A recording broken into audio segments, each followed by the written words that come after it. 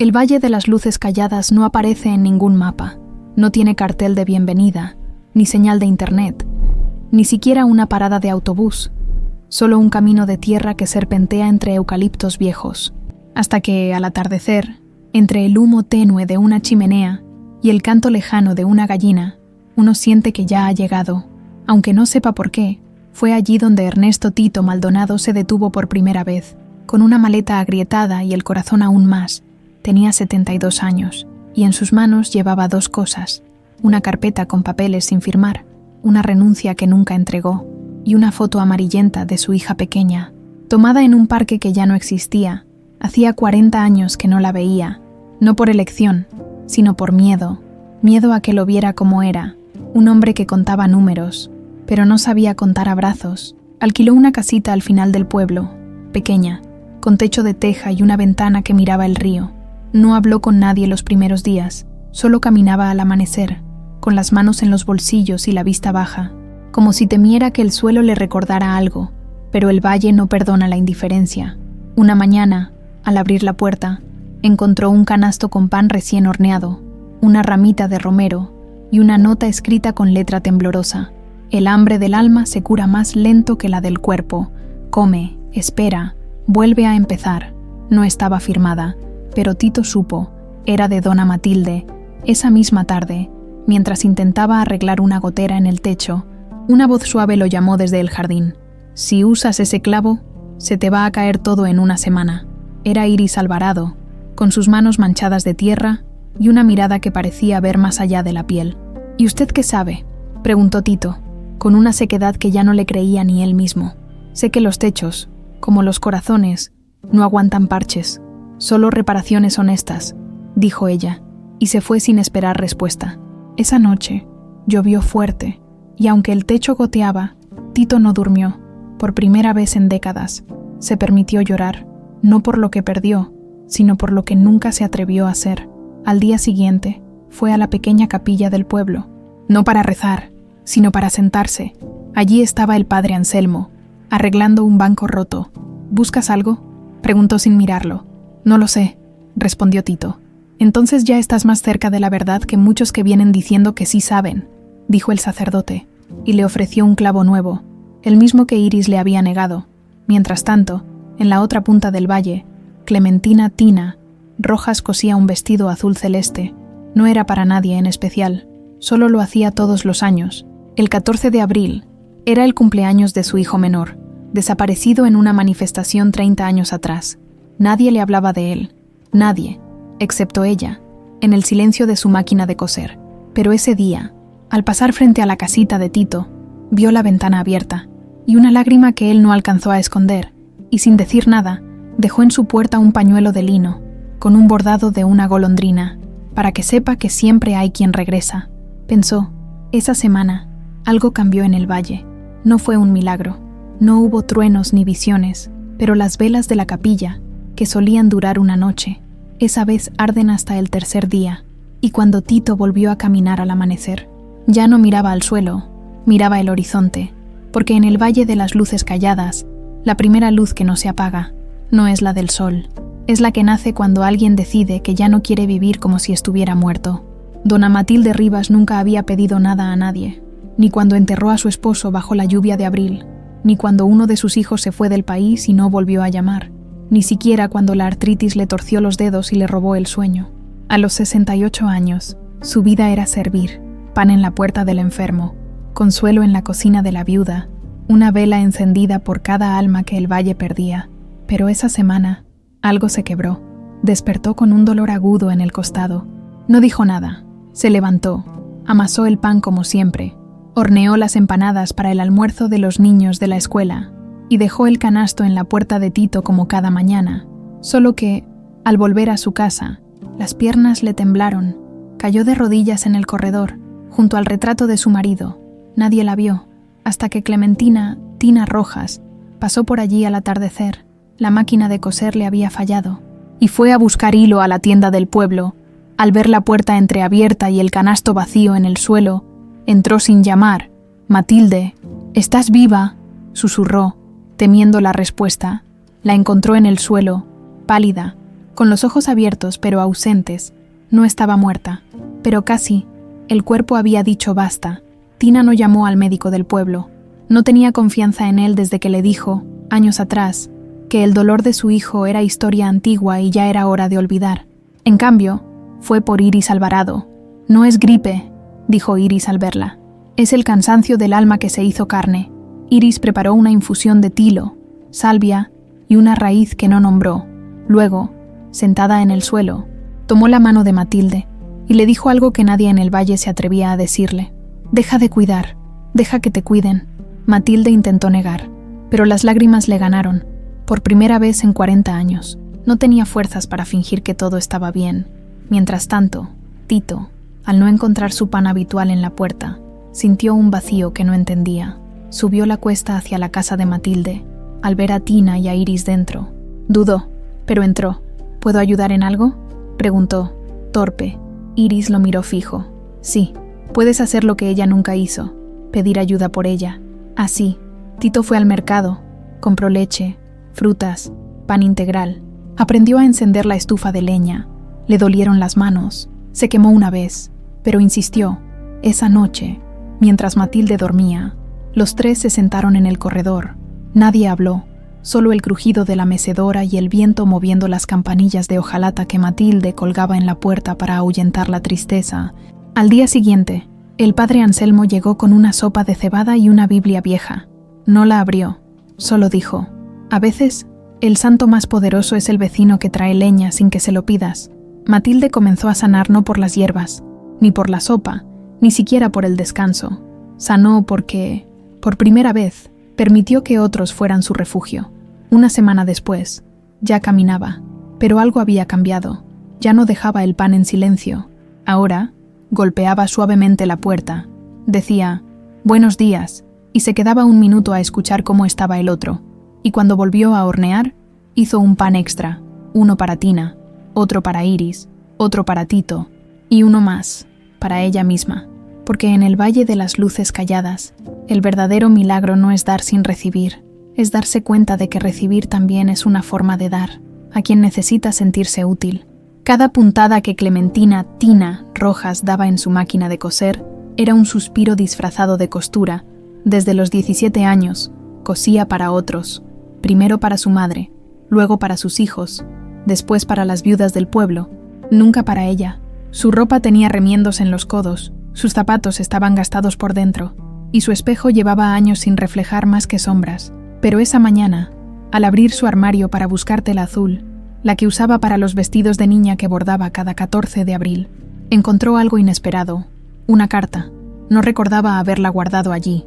Estaba dentro de una caja de alfileres, escrita con su propia letra, fechada 31 años atrás. Era una carta que nunca envió a su hijo desaparecido. En ella decía: «Si algún día lees esto, no me busques en la casa.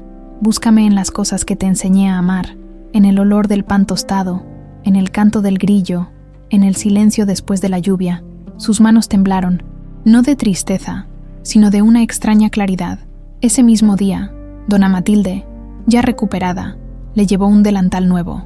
«Te lo hice, para que dejes de mancharte con hilo viejo», dijo, y se sentó sin pedir permiso. «Gracias», respondió Tina, y por primera vez no apartó la mirada. Mientras cosía el dobladillo del delantal, Tina sintió algo raro. Quería hablar, no de su hijo, no del dolor. Quería contar que de niña soñaba con ser modista en la capital, que aprendió a bordar flores antes que su nombre, que aún recordaba el color exacto del vestido de su primer baile, pero no sabía cómo empezar. Fue entonces que Iris entró con un ramo de caléndulas. «Las planté pensando en ti», dijo. «Viven en tierra seca, pero florecen igual, como algunas almas». Tina sonrió. Fue una sonrisa corta, casi tímida, pero real. Esa tarde, Tito pasó por su taller. No necesitaba nada arreglado, solo quería probar algo nuevo. «¿Me enseñas a coser un botón?», preguntó. Tina lo miró con asombro. Un hombre de números, pidiendo hilo y aguja. «¿Por qué?», dijo. «Porque si puedo aprender a hornear pan, también puedo aprender a arreglar lo que se deshace», respondió él. Mientras le mostraba, Tina habló, primero despacio, luego con más fluidez. Contó de su padre, que le regaló la máquina de coser a los 14 años. Contó de su primer cliente, Un cura que quería arreglar su sotana, contó, sin darse cuenta, de sí misma. Al anochecer, el padre Anselmo se acercó. No trajo sopa, ni Biblia. Trajo una vieja caja de madera. Era de mi hermana, dijo. Guardaba hilos, cintas y cartas que nunca envió. Me gustaría que la uses tú. Tina abrió la caja. Olía a lavanda y a tiempo detenido. ¿Por qué yo?, preguntó. Porque ya no estás cosiendo para llenar un vacío, dijo Anselmo. Estás cosiendo para construir algo nuevo. Esa noche, Tina no bordó un vestido para un fantasma. Se puso frente al espejo, se quitó el delantal y se miró como si fuera la primera vez. Y al día siguiente, colgó un letrero en la puerta de su taller, escrito a mano. Aquí se arreglan ropas y también corazones rotos, porque en el Valle de las Luces Calladas no se trata de olvidar lo que se perdió, sino de descubrir quién eres después de que el duelo te deja ir. Iris Alvarado nunca había invitado a nadie a su jardín. Las plantas, decía, no soportaban la curiosidad vacía, pero esa primavera, algo en el aire había cambiado. Las campanillas florecían fuera de temporada, las hierbas medicinales crecían más altas que de costumbre, y su viejo ciruelo, el que plantó el día que su hija nació, por primera vez en 20 años, dio frutos. Era señal, sabía que alguien vendría, no un forastero, alguien del valle, alguien que ya no podía huir de su pasado. No se equivocó. Una tarde, Ernesto Tito, Maldonado, llamó a su puerta. Traía una carta en la mano, la misma que había guardado durante décadas, la última que su hija le escribió antes de cortar el contacto. No sé qué hacer con esto, dijo, con la voz quebrada. ¿Quemarla? ¿Enterrarla? ¿Leerla otra vez y sufrir como un tonto? Iris no respondió de inmediato. Lo hizo pasar al jardín. Siéntate aquí, dijo, señalando una piedra plana bajo el ciruelo. Y ahora, escucha, no había viento, no había pájaros, solo el sonido del riego goteando. El perdón no empieza con una disculpa, dijo Iris. Empieza con la decisión de dejar de castigarte por lo que ya no puedes cambiar. Tito bajó la cabeza. Durante años, se había dicho que era un mal padre porque no supo amar como debía, pero Iris le pidió algo más difícil. ¿Y si no fuiste malo, solo humano? En ese momento, Clementina Tina apareció con una cesta de hilos sobrantes. Vine a dejar esto, dijo, pero al ver la expresión de Tito, se quedó, sin decir nada. Se sentó a su lado y empezó a tejer una pulsera con hilos rojos y blancos. Es para la hija, dijo al rato. Por si algún día vuelve, no hay que esperar con las manos vacías. Más tarde, dona Matilde trajo té de manzanilla y una manta tejida por ella misma. Mi hijo también se fue, confesó, algo que nunca había dicho en voz alta. Y durante años pensé que era mi culpa, hasta que entendí que los hijos no nos pertenecen. Solo los cuidamos un tiempo. El padre Anselmo llegó al anochecer, no con sermones, sino con una pequeña pala de madera. Si quieres enterrar la carta, hazlo aquí, dijo, pero no como quien entierra un muerto, como quien planta una semilla. Tito dudó. Luego, con manos temblorosas, cavó un hoyo pequeño junto al ciruelo, puso la carta, la cubrió con tierra, y sobre ella colocó una piedra lisa que Iris le entregó. No es un final, dijo Iris, es un descanso. Esa noche, soñó con su hija, no como la recordaba, sino como era ahora, una mujer con arrugas de risa y ojos que no lo odiaban, solo lo miraban con curiosidad. Al día siguiente, escribió una carta nueva, no larga, solo 3 líneas. No sé si merezco tu perdón, pero quiero merecer al menos tu verdad. Aquí estaré. No la envió, la guardó en su cajón, pero por primera vez no la escondió bajo papeles, la dejó encima, a la vista, porque en el Valle de las Luces Calladas, el perdón no es un acto de gracia que se recibe, es un acto de coraje que se cultiva, día a día, en el jardín del propio corazón. El padre Anselmo Vega no había celebrado misa en 3 semanas, no por enfermedad, no por orden del obispo, sino porque, una mañana, al abrir el sagrario, se dio cuenta de que ya no sabía qué decirle a Dios. Durante 40 años, sus palabras habían sido refugio para viudas, consuelo para padres en duelo, guía para jóvenes perdidos, pero ahora, con las manos temblorosas y el alma desgastada, sentía que rezaba con ecos vacíos.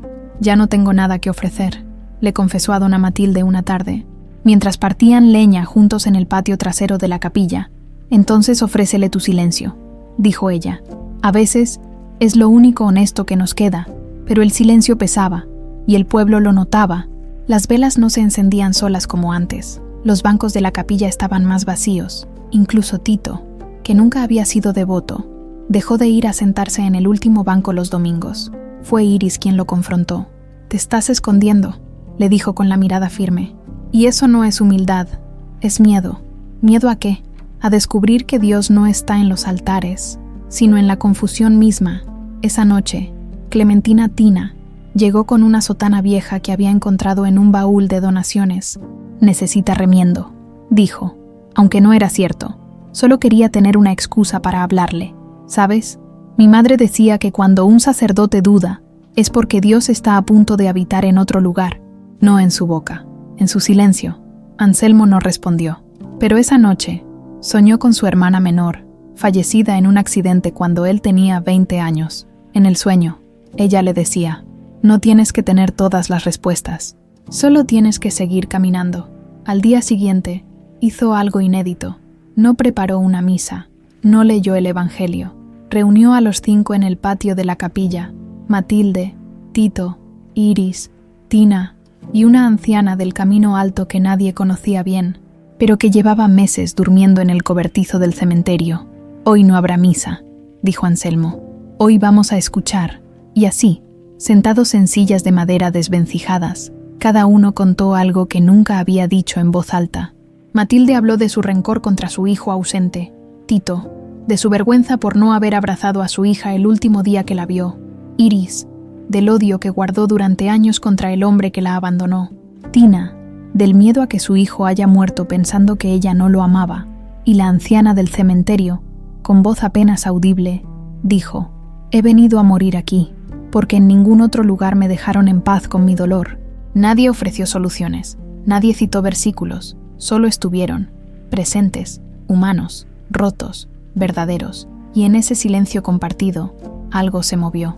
No fue un milagro ruidoso, no hubo luz sobrenatural, pero cuando el sol se puso, todos sintieron que algo ligero había descendido sobre ellos, como si Dios hubiera estado esperando no sermones, sino confesiones sin máscaras. A la mañana siguiente, Anselmo volvió a encender las velas, no porque tuviera fe renovada, sino porque entendió que la fe no es certeza, es la valentía de seguir cuidando la luz, aun cuando ya no sabes de dónde viene. Nadie en el Valle de las Luces Calladas recibía cartas. El correo solo traía recibos vencidos, circulares de farmacia y, a veces, fotos de nietos lejanos en sobre amarillento. Por eso, cuando Tito encontró un sobre blanco sin remitente en su buzón, con solo su nombre escrito en letras finas y antiguas, sintió que el tiempo se detenía. No lo abrió de inmediato. Lo guardó bajo su almohada durante 3 días, como si temiera que, al abrirlo, el pasado volviera a arrastrarlo. Fue Clementina Tina quien lo descubrió. «Las cartas no muerden», dijo, mientras le cosía un botón a su camisa. «Pero si no las lees, se vuelven fantasmas». Al 4.º día, al amanecer, Tito se sentó en la mecedora del porche y rompió el sobre con dedos temblorosos. Dentro, una sola hoja y una frase: «Vine al valle, estoy en la posada del río. Si quieres hablar, estaré aquí hasta el sábado». No había firma, pero reconocería esa letra en cualquier parte del mundo. Era de su hija. El mundo se le vino encima, no de alegría, no de esperanza, de pánico puro. ¿Qué diría? ¿Se arrepentiría? ¿Lo miraría con desprecio? O peor, con indiferencia. Corrió a la capilla. El padre Anselmo estaba regando las petunias. «Ella está aquí», dijo Tito sin aliento. Anselmo no sonrió, no lo abrazó, solo asintió. Entonces ya no se trata de merecerla, se trata de estar presente. Tito quiso ir de inmediato, pero Iris lo detuvo. «No vayas con el discurso preparado, ve con las manos vacías». Le dio un ramo pequeño de caléndulas y romero. «Esto no es para impresionarla, es para recordarte que también mereces florecer». Mientras tanto, dona Matilde preparó una canasta con pan de centeno, queso curado y un frasco de miel silvestre. «Si se queda, que coma algo hecho con amor», dijo. «Y si se va, que recuerde que aquí hay quien la espera sin condiciones». Tito caminó los 3 kilómetros hasta la posada del río con el corazón golpeándole las costillas. Al llegar, la vio sentada en la terraza, de espaldas, el cabello más corto, los hombros más anchos, pero la postura, la misma de cuando tenía 10 años y esperaba que él la recogiera de la escuela, Al escuchar sus pasos, ella se volvió. No hubo abrazo, no hubo lágrimas, solo un silencio largo, espeso, como un río viejo. ¿Por qué ahora?, preguntó Tito. Porque soñé contigo, dijo ella, y en el sueño no hablabas, solo me mirabas, como si ya supieras todo lo que necesitaba decirte. Se sentaron, comieron el pan de Matilde, bebieron agua del pozo, hablaron poco, pero por primera vez en décadas no hubo mentiras entre ellos. Al despedirse, ella le entregó un sobre más pequeño. Para ti, dijo, no lo abras ahora. Al volver al valle, Tito se encontró con los 4 en el camino. Matilde, Iris, Tina, Anselmo. No preguntaron nada, solo caminaron a su lado. Esa noche, abrió el segundo sobre. Dentro, una foto, él y su hija, en el parque, hace 40 años, y al dorso, una frase: no necesito que cambies el pasado, solo que no lo dejes gobernar mi futuro, ni el tuyo. Tito salió al porche, miró las estrellas, y por primera vez, no rezó, solo susurró: gracias, porque en el valle de las luces calladas, los milagros no llegan con truenos, llegan en sobres blancos, y en la valentía de abrirlos. El ciruelo de Iris Alvarado se quebró una noche de tormenta. No fue un rayo, no fue la vejez, fue una racha de viento que parecía venir del centro mismo de la tierra, como si el valle hubiera decidido sacudirse algo viejo. Al amanecer, el árbol yacía en el suelo, las raíces expuestas, los frutos aplastados sobre la tierra húmeda. Iris no lloró, pero sus manos no se movieron durante horas. Se quedó sentada junto al tronco, acariciando la corteza como si aún latiera. Ese árbol nació el día que nació mi hija, dijo cuando Tina llegó con una manta. Lo planté con sus primeras lágrimas en las manos. Tita no dijo nada, solo se arrodilló y comenzó a recoger los frutos intactos. Pronto llegaron los demás. Tito trajo una sierra, Matilde, una taza de té caliente, Anselmo, una vela encendida. ¿Lo enterramos?, preguntó Tito. No, dijo Iris, lo honramos. Durante días, el jardín se convirtió en un lugar de trabajo silencioso. Tito cortó las ramas gruesas, Matilde secó las hojas para infusiones, Tina tejió una cinta con hilos de lino y la ató al tronco. Anselmo bendijo la raíz expuesta, no con palabras de iglesia, sino con un recuerdo de su hermana. Todo lo que cae tiene derecho a volver a crecer, aunque sea de otra forma. Pero lo que nadie esperaba fue lo que ocurrió al 5.º día.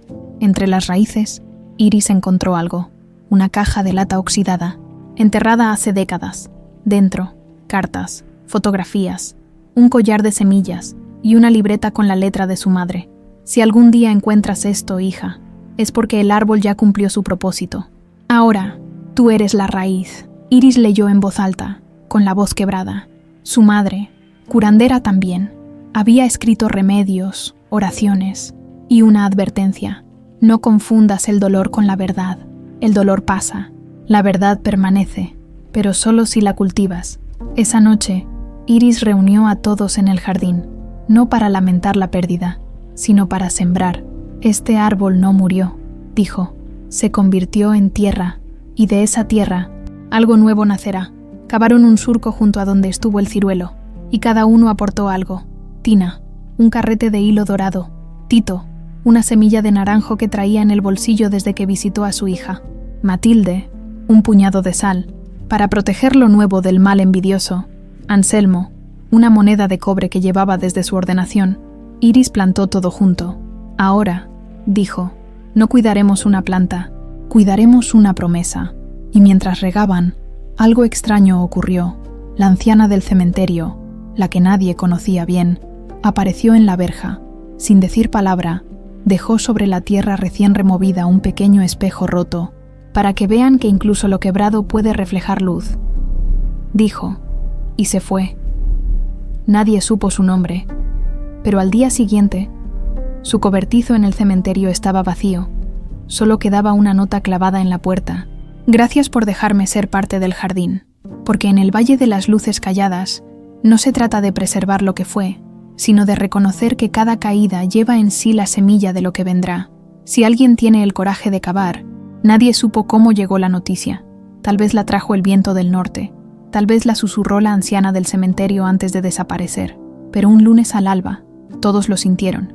Dona Matilde no despertaría, no murió de repente, no fue una caída, ni un infarto, simplemente, una mañana, su respiración se volvió tan suave que se confundió con el silencio del valle. Estaba acostada en su cama, las manos cruzadas sobre un pañuelo bordado por Tina, y una taza de tilo aún tibia en la mesita. Cuando Iris entró y la vio así, tan en paz, tan lista, no gritó. Solo cerró los ojos y susurró: «Ya terminaste de cuidar a todos, ahora te cuidan a ti». La noticia corrió sin palabras. Tito dejó caer la pala que usaba para trabajar la tierra junto al nuevo árbol. Tina detuvo su máquina de coser en medio de una puntada.